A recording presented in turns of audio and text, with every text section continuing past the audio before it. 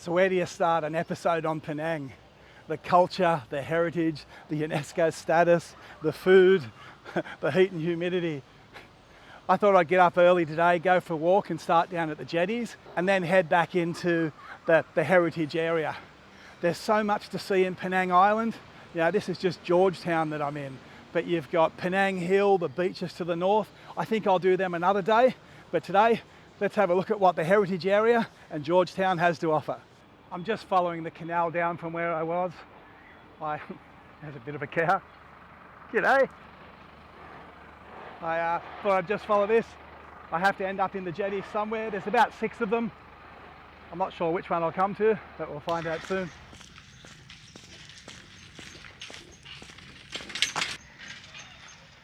So after 1 or 2 wrong turns, a fair few cows and a couple of dogs, I finally found my way to Hean Thean Temple. It's what I would call number 6 wharf. You know, that's not a correct number, but where I look at them going along in a line, that's how I'm going to follow it. Just walking in the back street here, it is quite residential. You know, that's what I expected these lanes to be like. Pretty quiet of a morning. Hopefully I've beat tourist crowds. It was funny, it actually poured down about 6:30, 7 o'clock this morning. Now, bright blue, sunny, muggy. It's hot.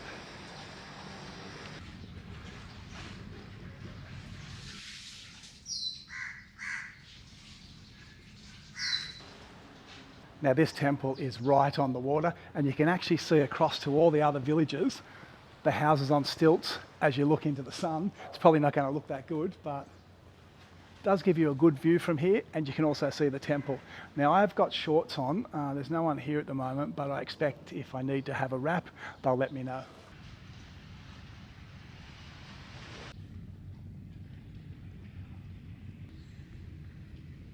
I think today, these jetties across there, that's going to be the hardest and hottest part of my day. I think once I go into the heritage city, it's going to be a lot easier where you've got those 5-foot waves where you'll be covered from the sun and if it rains from the rain.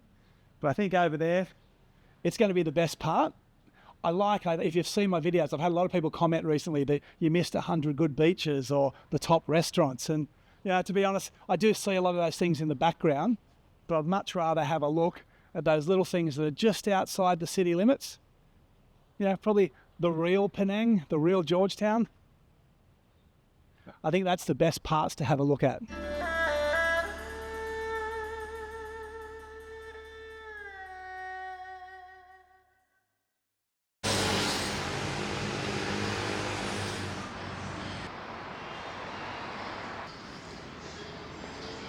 So don't get me wrong, Lee Jetty that we're on now looks a lot more commercialised, looks a bit more touristy. But it in itself has been here since the 60s. The sign said when the coolies moved down here and you know, people had a hard life on these jetties, competing for jobs, fishing, etc. against other jetties, against each other. I can see why this has been opened up for tourism. As I was walking down the street, I noticed there's a lot of restaurants, warungs, eateries, yeah, things that give people opportunity. You know, it brings dollars into villages.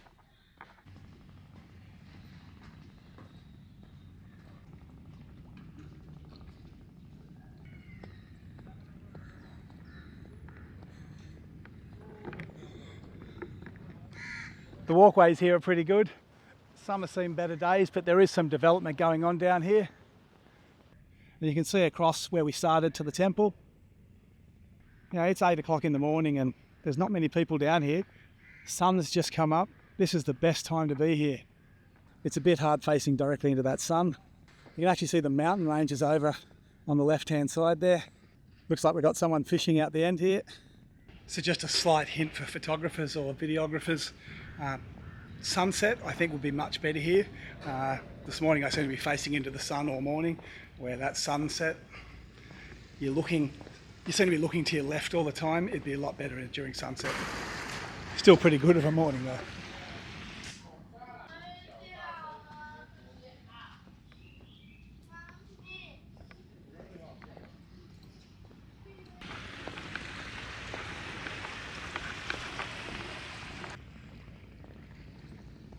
So this has been a great experience walking on these jetties this morning. I've got a couple more to go, but I'm not going to put you through the jetties of Penang. What I might do is just skip ahead now, go have a look at the Heritage Centre, see what's in the centre of Georgetown. But definitely, if you've got the time, come out and look at least one or two of these jetty villages. So I thought before I go into the heritage town, I think things might be a little bit more expensive there.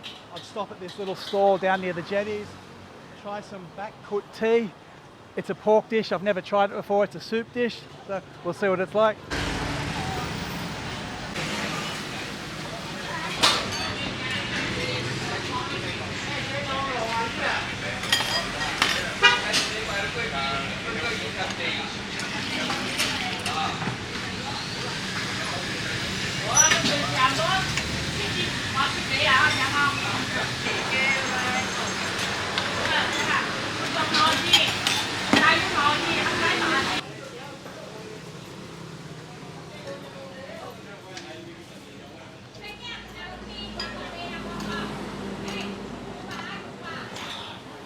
Definitely hot this morning. I've got myself iced coffee. Oh, a very strong black iced coffee. So I think I've got a problem with my mic at the moment, so I'm just going to keep an eye on that. It keeps cutting out on me. That's a chicken ball. Okay, so there's a lot of just pork bits and pieces in here. A lot of it on the bone.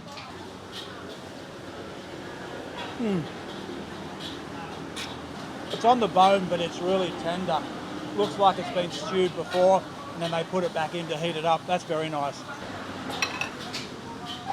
A bit more of a hands dish, to be honest.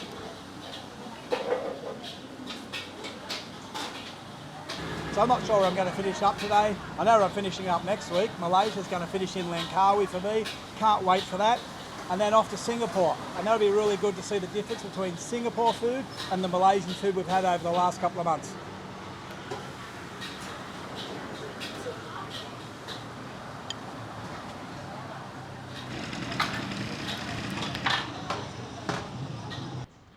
As you get into the Heritage Centre, you definitely feel the change. You're in the middle of Georgetown, you've got all the sellers doing the street carts or whatever you call them, going around doing the tours. There's a lot more people in your face selling things, but compared to a lot of cities, it's pretty calm. You also start to come across a lot more food options, and you'll start to see the street art. And if you think you're going to just walk up and get yourself a photo with the street art, there's usually a lineup.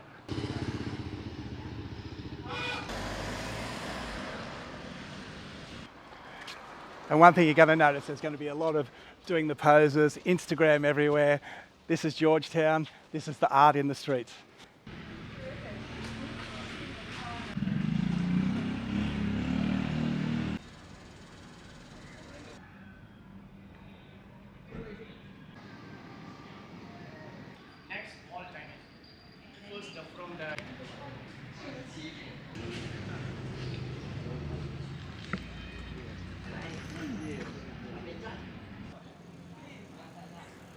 So this one here, which is named Kids on a Bicycle, it's the most famous of them all. It's down on Jalan Armenian, and you'll often find there's a big crowd here for this one.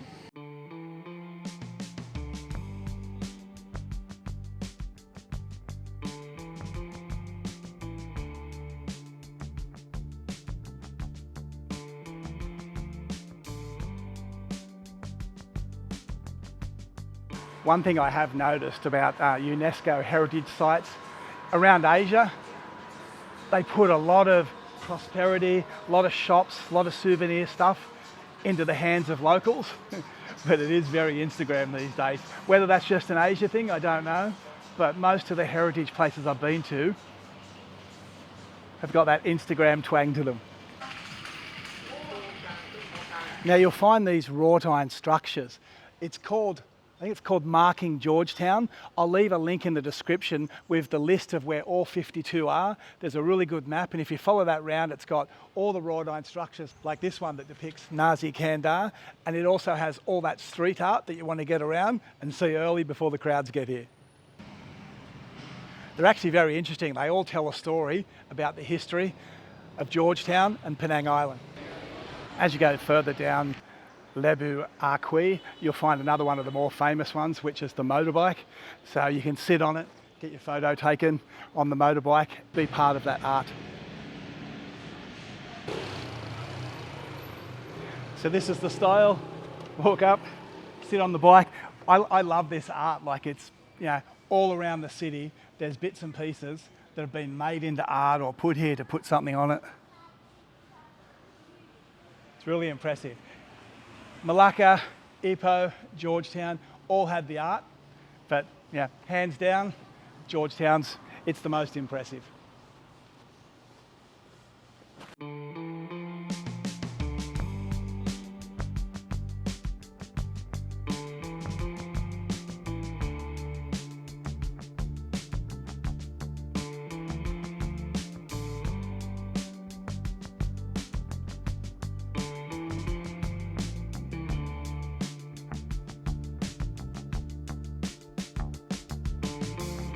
The 5 foot way is this series of walkways, covered walkways, exactly 5 foot wide, and they were designed or mandated back in the 1800s by the British to make the covers safe from rain, from the sun, to make it easy.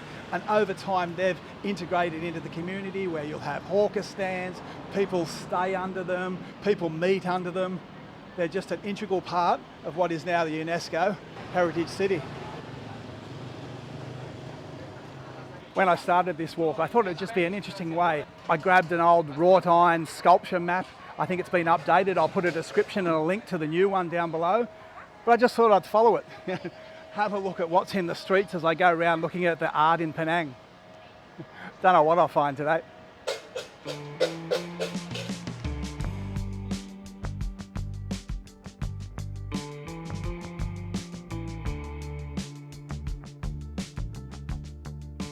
The Kopio sculpture. It's there depicting how the older generations used to order thick black coffee, not the cappuccinos and the good styles we have now, just back to the original thick black coffee. Kopio is in Geelong, Kimberley, and it has a lot of good kopitans and some really good street views. There's good food everywhere in Penang. Well, I've been walking around the Chowrasta Market and I've been trying to find the fourth sculpture. I just can't find it. It's called Labourers to Traders. And then I look up on the wall here and there's the depiction of 2 labourers, and the story is about, you know, immigrants that came, people from all around the Asian area. So they went from labourers to traders, trading what they know in markets like Chowrasta, and that's where Penang, the marketplaces of Penang, started to grow. The sculpture actually says that the early convict labourers built most of the government buildings, those big white ones you see around Penang.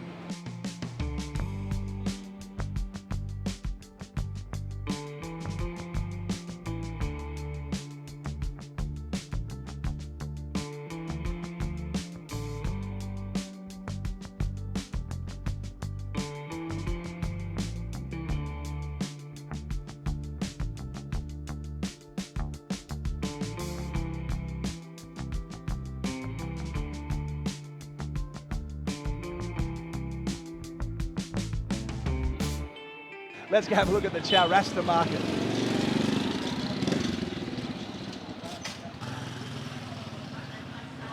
So it seems to be like a typical market. It's got a lot of wares, shoes, clothes, glasses, bric-a-brac. Seems quite well priced. It's also right next to the wet market, so we might go in and have a look at that. It's probably winding down. It's a little bit later in the morning. I would say if you want to see that in full action, get in there about 6 o'clock in the morning. I'm actually starting to wish I had a couple more weeks in Penang. I think this is a place where I'll have to come back to and have a really good look. I think you could just have a holiday here on food alone.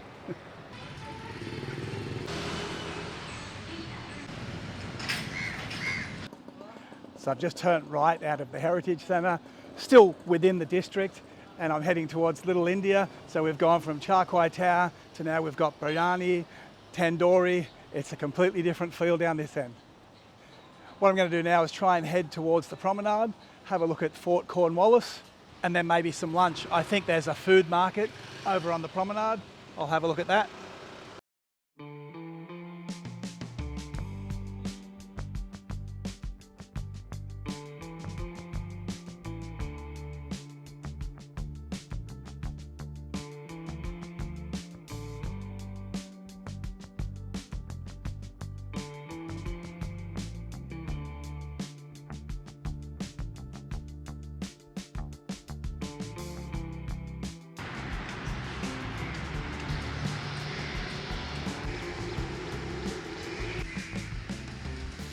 So you currently can't get into Fort Cornwallis. It's all closed down. They're doing renovations at the moment. But right next door to it, Astaka Kota Solara, it's open. So I'll go head into there, grab something for lunch.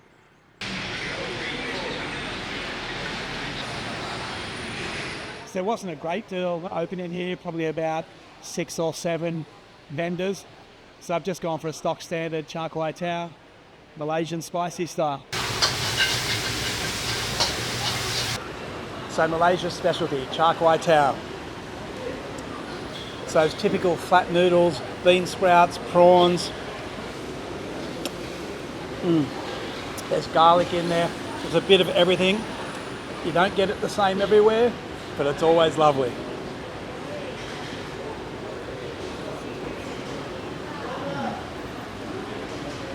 This is really good. If you go for a walk behind the food market or Fort Cornwallis, you'll come out to the Malacca Strait where you can look out onto the water. You can see the new Andaman Island. It's not actually Andaman Island, they've called it Andaman Island. The development that's happening down there where they've developed out into the ocean and further around to the beach resorts. And then you've just got back to the park. It's a really nice area around here.